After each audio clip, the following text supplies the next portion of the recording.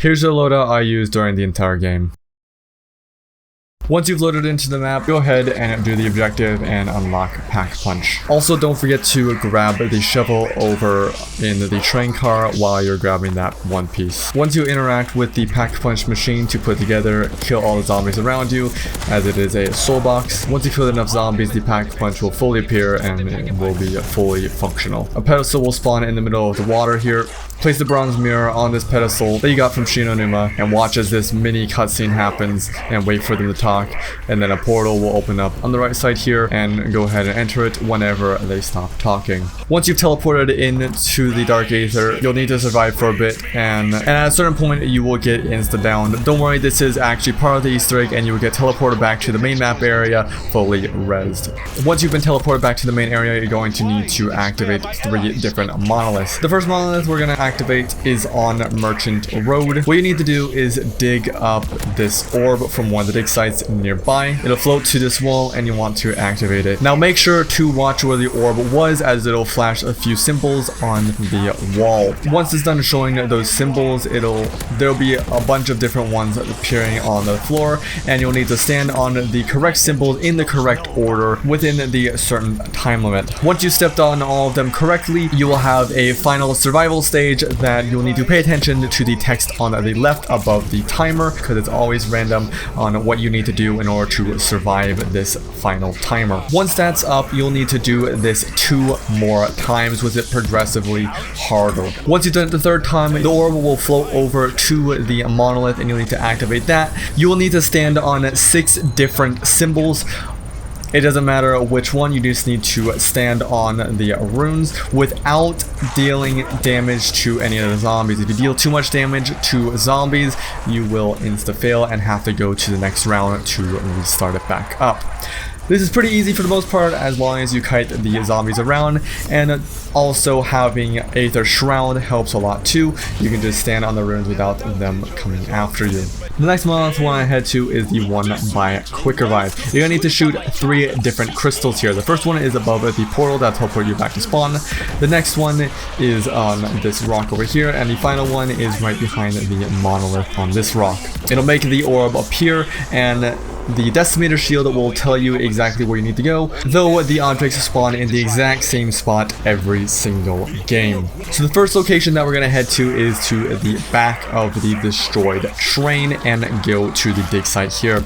We're going to pick up this artifact and we'll have to slowly walk our way back to that orb. Make sure to once again pay attention to the text in the left side of the screen. The next artifact location is to the right of diabolical damage on this desk. And once again, make sure to pay attention to the text on the left of the screen, same as before, and head back to the orb and interact with it. And the final artifact location is inside the tents on this bed.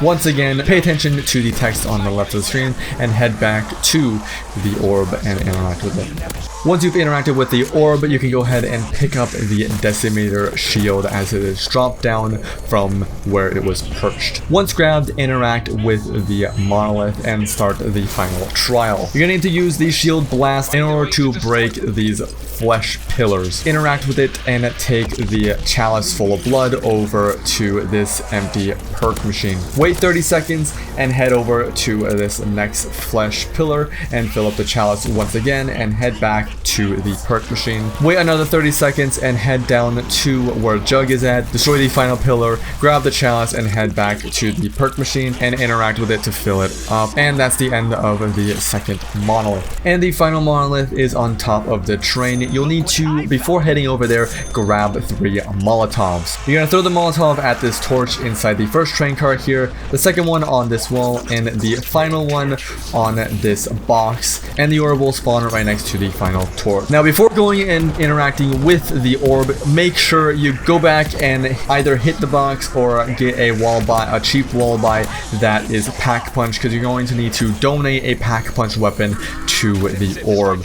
Once you've interacted with the orb, a Sturmkrieger will spawn in, and this one is much more powerful than any normal Sturmkrieger, so make sure to be careful. The orb will fly to the middle monolith and you'll want to interact with it and switch your field upgrade to Ring of Fire. Now you need to get a few kills near this middle monolith to get a full power so that you can fill up your field upgrade. Once you got it, head down to any of the 4 pillars around it and place down the Ring of Fire right next to it and kill 5 zombies nearby while inside Ring of Fire. Go back to the middle monolith, kill enough zombies to get the full power, and do this again 3 more times. Ring of Fire next to the outer monolith, get 5 kills, rinse, repeat. Once you've done the final 4th one, go back up to the middle monolith and collect your ammo, full power, and points that it drops. And now it is boss fight time. So make sure that you have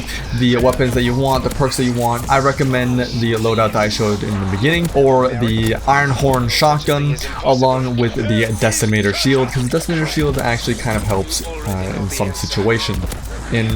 in some situations. Alright, so now that you're in the boss fight, you want to make sure to watch his attacks. He has 3 different attacks. The first attack is one where he spawns in a bunch of zombies around you. The second attack is where he spawns in lightning bolts that randomly strikes around the area. And the final one is where he shoots an orb from the sky and it'll slowly damage you and slow you down if you get near it. This is where the shield actually comes in handy. The shield will obviously help mitigate damage hit in the back, but also will completely negate the orb. It'll completely disappear, and also you can use the shield blast to kill in a huge area to kill all of the zombies that he has spawned in. So there are 3 phases of the boss fight. The first phase is where you have to shoot his 3rd eye, the eye on his forehead.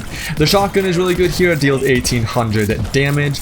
I don't know how much damage any other weapon deals because this is the only weapon that I've used actually so far in this fight. So rinse and repeat the steps of pulling out the shotgun and shooting the 3rd eye. When he attacks, pull out the shield and wait for anything to happen. Also make sure to not get hit by the giant orb that he throws.